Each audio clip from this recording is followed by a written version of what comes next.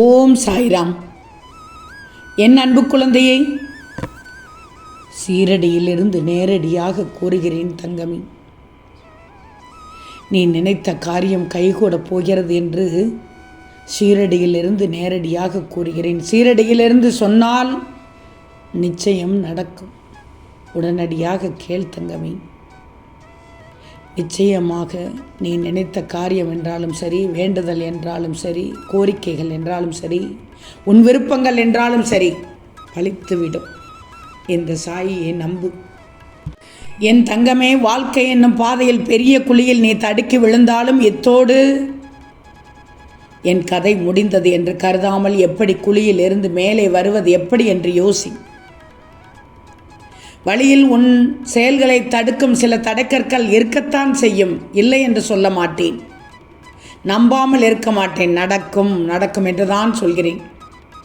ஆனால் உங்களில் நிறைய பேர் அந்த கற்களை தூக்கி எறிந்து விடுவதன் மூலம் தற்காலிக நிம்மதி அடைகிறார்கள், இன்பத்தை பெறுகிறார்கள். ஆனால்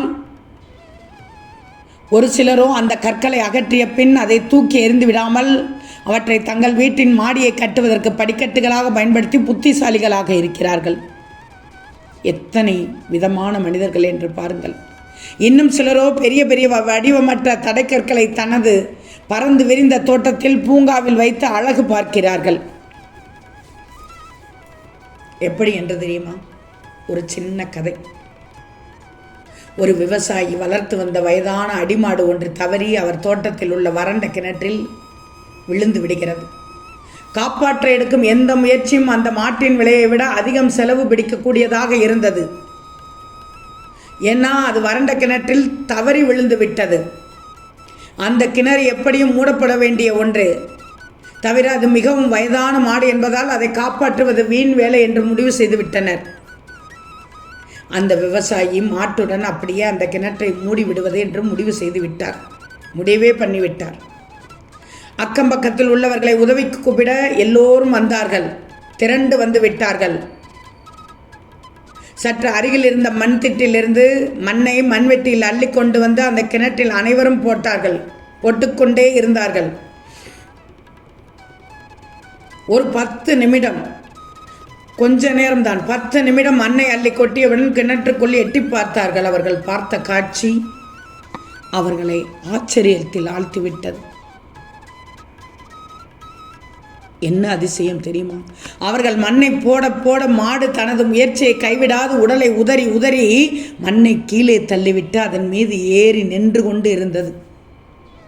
இவர்கள் மீண்டும் மணலை கொட்டவும் அந்த அடிமாடு ஒரு வழியாக கிணற்றின் விளிம்பை எட்டியவுடன் மாடு ஒரே ஓட்டமாக ஓடி தோட்டத்திற்குள் சென்று மறைந்தது. இதிலிருந்து என்ன தெரிகிறது? உங்களை தொல்லைகள், துன்பங்கள், தடைகள் குறுக்கே வரும்போது துவண்டு விடாதீர்கள். அதுதான் வாழ்க்கை என்று உங்கள் திறமைகளுக்கு நீங்களே முற்றுப்புள்ளி வைக்காதீர்கள். அதையும் மீறி உங்களால் முடியும், எதிர்கொள்ள முடியும் என்ற மன உறுதியோடு சிகரத்தினை நோக்கி சலிப்பின்றி வாழணும். கண்டிப்பாக வாழணும். வாழ்க்கை பயணத்தில் இப்படித்தான் செல்ல வேண்டும் என்று தீர்மானித்து கொள்ளணும். அவ்வளவுதான். வாழ்க்கை அழகானது, எளிதானது. அதை நீங்கள் எடுத்துக்கொள்ளும் விதத்தில்தான் இருக்கிறது. அனுபவத்தில் சொல்கிறேன், அள்ளிக்கூட தவறில்லை. ஆனால் உனக்கு கொஞ்சம் கிள்ளி வச்சுக்கோ. அள்ளி சென்றவர்கள் கிள்ளி கூட தரமாட்டார்கள்.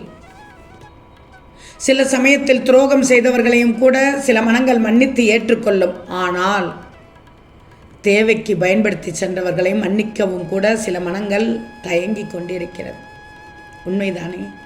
அவரவருக்கு அவரவர் வழி பெரிது தானே தங்கமி.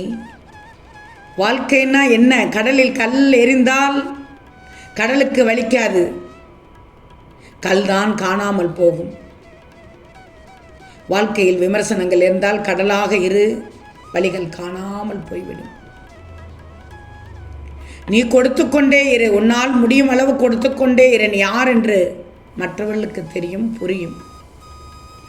கொடுப்பதை கூட நிறுத்திப்பார். அவர்கள் யாரென்று உனக்கு தெரியும். இவ்வளவுதான் தங்கமே வாழ்க்கை. நாம் கொடுப்பதிலும் மற்றவர் கொடுப்பதிலும் நிறைய வித்தியாசம் இருக்கிறது. நிறைய வித்தியாசம் இருக்கிறது. சொல்வது சரிதானே தங்கமே? அதிகமாக ஆடிக்கொண்டிருக்கிறார்களா? அவர்களை பார்த்து நீ பயப்படாது. எல்லாவற்றிற்கும் காலம் நேரம் வரும் என்று உனக்கும் தெரியும். கால நேரம் என்று ஒன்று வரும்போது அப்போது காலம் ஆடும். எப்படி ஆடும்? ஆட்டம் போடும். பொறுத்திருந்து பார், அனைத்தையும் தெரிந்து கொள்வாய். கவலைப்படாதே. உனக்கென்றது கிடைப்பது கிடைத்தே தீரும். உனக்கென்று நடப்பது நடந்தே தீரும்.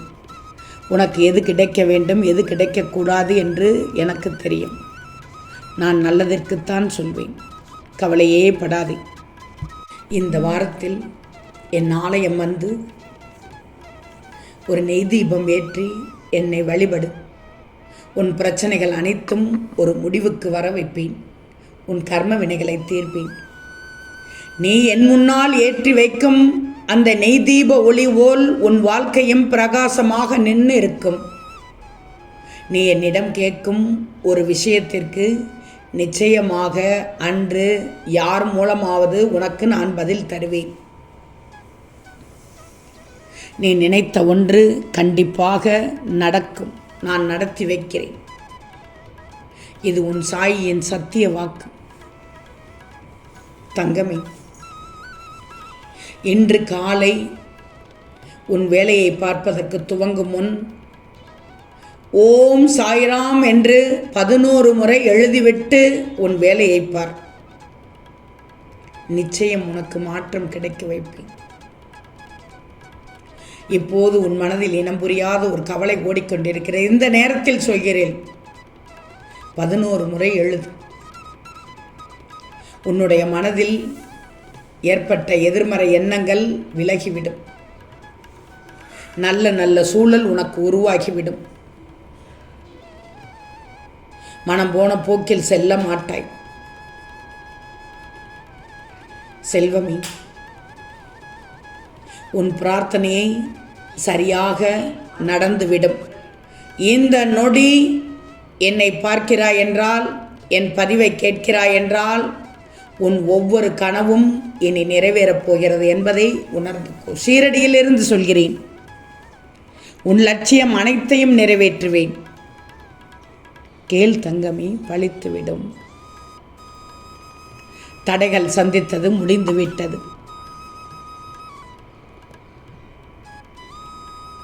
காணாமல் போய்விடும்.